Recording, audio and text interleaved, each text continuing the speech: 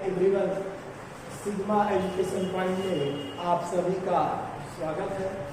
तो स्टूडेंट, हमने arithmetic progression मतलब समांतर श्रेणी का पार्ट 1 यूट्यूब चैनल पर हमने अपलोड कर दिया है। आज हम पार्ट 2 में लेकर आए हैं। कुछ पार्ट 1 से रिलेटेड ही कुछ क्वेश्चन होंगे जो आपको इसमें सॉल्व करने होंगे। उसमें हम आपको बताए थे नंबर ऑफ टर्म को फाइंड करना, कैसे हम नंबर ऑफ टर्म को मतलब एनवा पद कैसे ज्ञात करेंगे अगर कोई समांतर श्रेणी आपको दी हुई हो। तो यह हम पिछले वीडियो में हम आपको बता चुके हैं। ठीक है, तो आज हम इसी के सीरीज में एक दूसरे टाइप का क्वेश्चन लेकर आए हैं जो हम बोर्ड पर यहाँ पर लिखे हुए हैं। लिखा है which term of AP 5, 9, 13, 17 dash dash dash 81 और फिर क्या क्वेश्चन मार्क्स है।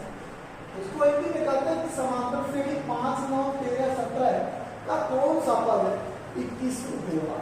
देखिए ये कह रहा है कि इसमें कौन सा टर्म, विच टर्म पूछा ना, इसमें कौन सा टर्म पूछा हुआ है कि वह 81 होगा। ये आपको देखना है कि 81 कौन सा टर्म होगा और सीरीज आपको ये जानेंगे। ठीक है, तो इसको कैसे करेंगे, मतलब इसका जो यन टर्म होगा वो खुद ही 81 है। ठीक है, जो यन टर्म है इसका तो खुद अपने आप में 81 है। ठीक है, मतलब क्या है कि टीएन इक्वल टू खुद 81 लिखा हुआ है। ठीक है, ये यन हमको फाइंड करना है और जो सीरीज है वो है 5, यहाँ पे देखें आप, यहाँ लिखा हुआ है सीरीज है आपकी 5, 9 है, 13 है, 17। ठीक है, अब यहाँ पे जो फर्स्ट टर्म है वो क्या है, यहाँ पे फर्स्ट टर्म है आपका 5। ठीक है, और उसके बाद डी क्या होगा, डी हम बताए थे आपको कि P2 माइनस P1 करेंगे तो 5 हो जाएगा। इसको हम कॉमन डिफरेंस बोलते हैं और ए को क्या बोलते हैं, फर्स्ट टर्म मतलब प्रथम पद बोलते हैं और डी को कॉमन डिफरेंस मतलब सामांतर बोला जाता है। ठीक है, तो T2 क्या है आपका, T2 है 9 माइनस 5 इक्वल टू 4। बात समझ में आ गई होगी, 9 माइनस 5 इक्वल टू 4। अब क्या करेंगे आगे हम, अब इसमें पूछा है ना कि कौन सा पद, कौन सा टर्म होगा 81, तो आप लिखेंगे Tn equal to a plus n minus 1 into b। ठीक है, या आप ऐसे लिख सकते हैं let be consider Tn term is 81 या यन टर्म विल बी 81, ऐसा आप लिख सकते हैं। मतलब इसको हिंदी में लिख सकते हैं कि माना एनवा पर 81 होगा। ठीक है, या ऐसे आप डायरेक्ट लिखिए, कोई दिक्कत नहीं है। तो टीएन के लिए हम क्या लिखेंगे 81, ए की वैल्यू है आपका 5 और एन आपको फाइंड करना है n माइनस 1 और डी की वैल्यू है आपका 4। ठीक है, तो अब कैसे फाइंड होगा ये हो जाएगा 81 माइनस 5 और यहाँ जाएगा 4n माइनस। ठीक है, तो 81 माइनस 5 करेंगे तो हो जाएगा ये माइनस 5 हो जाएगा ये 6 और यहाँ जाएगा 7। ठीक है, और ये इधर भी प्लस कर देंगे आप तो जाएगा 4n। बात समझ में आई। अच्छा, तो यानी कि 4n therefore 4n equal to 80, तो n इक्वल टू कितना हो जाएगा 80/4 इक्वल टू 20। मतलब यानी कि जो n 20 होगा, मतलब ये 20 टर्म जो होगा ये कितना होगा 81 होगा। ठीक है, अगर आप इसको चेक करना चाहते हैं कि हमारा जो आंसर है वह करेक्ट है या इनकरेक्ट है, तो इसका बहुत ही इजी वे में आप इसको चेक कर सकते हैं। आप इसका 20 टर्म फाइंड कर लीजिएगा। कौन सा टर्म फाइंड करेंगे 20 टर्म, मतलब a plus 20 minus 1 into d और a की वैल्यू जो है आप 5 रखिएगा, 20 माइनस 1 19 और b की वैल्यू क्या है 4 है। ठीक है, तो 4 9 का 36 हो गया और 4 1 का 4 और 3, 4 1 का 4 और 3 कितना हो गया 7 हो गया प्लस 5 तो कितना आ गया ये 81 आ गया। मतलब क्या हमने बताया कि 20 टर्म जो है इसका क्या होगा 81 होगा। इससे आपको पता चल गया कि जो आपका आंसर है वो करेक्ट है। ठीक है, तो इस टाइप से आप इसको सॉल्व कर सकते हैं। ठीक है, तो देखिए यह नेक्स्ट क्वेश्चन हम लेकर आए हैं आपके लिए।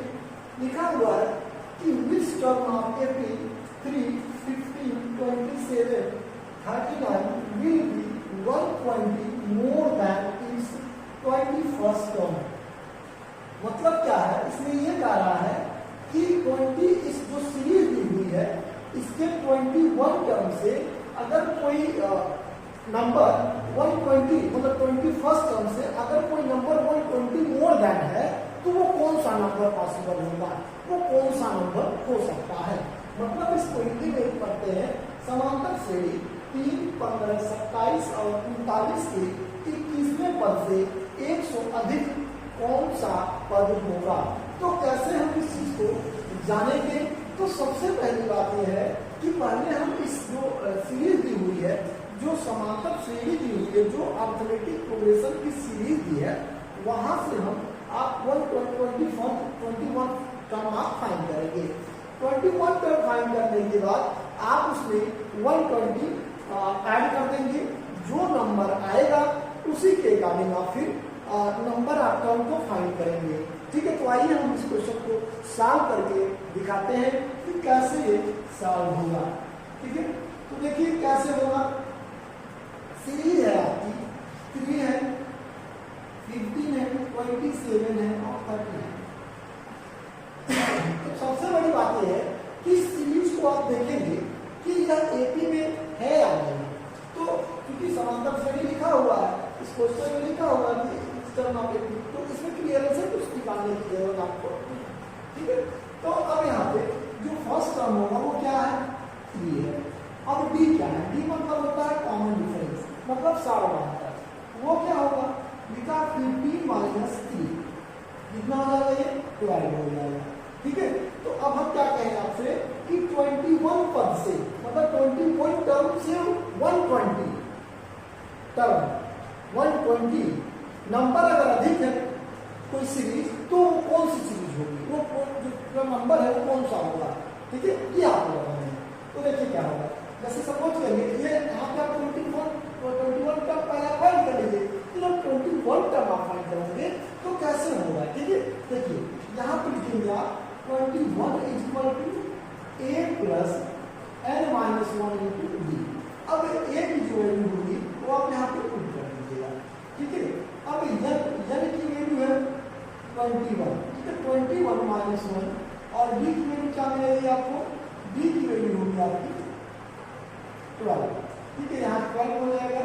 अब ये हो जाएगा 3 प्लस 21 मतलब 20 हो गया ये इंटू 12। ठीक है, तो ये जब आप इसको इंटू करेंगे तो ये जाएगा 3 प्लस 12 टू जा 24, ये हो जाएगा 243।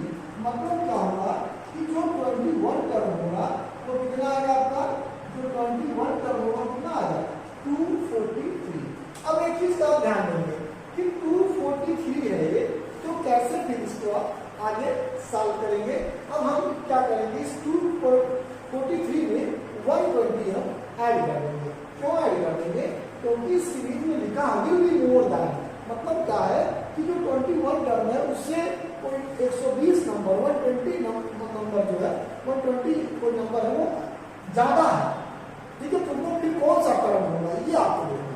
तो 120 टर्म नहीं है, इसका ध्यान देना होगा आपको, ये 120 नंबर है। ठीक है, टर्म नहीं है। अगर 120 टर्म कर देंगे तो फिर आंसर ही नहीं पॉसिबल होगा। ठीक है, तो ये 120 नंबर है, तो हम क्या करेंगे, इस 120 नंबर में हम ऐड कर देंगे। ठीक है, यहाँ पे जब ऐड करेंगे इसको ऐड कर देंगे तो ये TM बन जाएगा, तो 243 प्लस 120। तो इसको जब ऐड कर देंगे आप तो ये हो जाएगा 3 4 2 6 2 1 3 363, मतलब ये TN हो जाएगा आपका। अब ये आपको फाइंड करना है कि यंग टर्म इसका क्या होगा। अगर इसका मतलब नंबर ऑफ टर्म मतलब टोटल टर्म इसका जो लास्ट टर्म दे दिया है, तो इसका कौन सा टर्म मतलब कौन सा ऐसा टर्म होगा जो 363 होगा। ठीक है, तो हम इसमें क्या करेंगे कि यह फाइंड करने के लिए हमको फिर फार्मूला लगाना होगा, TN equal to a plus n minus 1 into d. और जो TN की वैल्यू है वो वो आप यहाँ पे लिख देंगे। तो ये हो जाएगा 363, ठीक है। और जो a की वैल्यू है वो है आपका 3, ठीक है। और यह ही फाइंड करना n-1, और जो b की वैल्यू है वो है आपका 12, ठीक है। फिर क्या होगा, 363 माइनस 3 इक्वल टू 12, 12 माइनस 12 हो जाएगा। बात समझ में आ गई होगी। तो यह हो जाएगा आपका 360 इक्वल टू 12 माइनस 12। फिर आप क्या करेंगे, देखिए 360 प्लस 12 इक्वल टू 12, ठीक है। फिर आप क्या लिखेंगे, देखो यहाँ हो जाएगा 372 equal to 12, therefore n equal to 372 upon 12, ठीक है। अब इसको आप डिवाइड करके चेक कर लेंगे कि कौन सा टर्म होगा, ठीक है। तो अब जब इसको डिवाइड करेंगे तो 12 3 6 हो जाएगा, तो 36 होगा, ठीक है। 12 3 36 होगा, 1 कैरी होगा, तो फिर 12 हो जाएगा, मतलब n की वैल्यू तो कितनी आ गई, 31 आ गई, ठीक है। देखिए हम इसको चेक भी करेंगे, और क्योंकि बिना चेक किए कंफर्मेशन नहीं मिलता हमको कि जो मेरा आंसर है वो करेक्ट है या नहीं है, ठीक है। तो सबसे बड़ी चीज है कि क्वेश्चन सॉल्व करने के बाद सेटिस्फैक्शन होगा कि आपको सेटिस्फैक्शन है या नहीं है। तो अगर हम 31 टर्म फाइंड करें, फाइंड करने के बाद अगर हमारा जो नंबर आता अगर 363 आएगा तब तो ये करेक्ट है, अदरवाइज रॉन्ग क्वेश्चन हो जाएगा ये, ठीक है। तो हम चेक करके आपको दिखाते हैं, ठीक है। कैसे आप इसको करेंगे, देखिए यहाँ पर आप सीधे 31 टर्म को फाइंड करिएगा, यहाँ लिखिएगा 31, और a की value a plus n-1 into b पे पुट करना है, a की वैल्यू 3 हो जाएगा, और यहाँ पर 31 हो जाएगा -1 इंटू 2 हो जाएगा 3 प्लस 30 इंटू 12, ठीक है। तो ये हो जाएगा 3 और ये हो जाएगा 360, मतलब आप देख रहे हैं 363 आ गया। इसका मतलब ये हो गया कि जो आपका आंसर है वो क्या है, करेक्ट है। अब आप इसको बहुत ही इजी वे में इस तरह के क्वेश्चन को सॉल्व कर सकते हैं। ये बहुत ही आसान क्वेश्चन है, इस तरह के क्वेश्चन बोर्ड में अक्सर पूछे जाते हैं। तो स्टूडेंट आप इसकी अच्छी तरह से प्रिपरेशन करें, जिससे इस टाइप से आने वाले क्वेश्चन को आप सॉल्व कर लें। तो अगर स्टूडेंट आपको ये मेरा वीडियो अच्छा लगा हो तो इसे लाइक और सब्सक्राइब करना ना भूलें। धन्यवाद।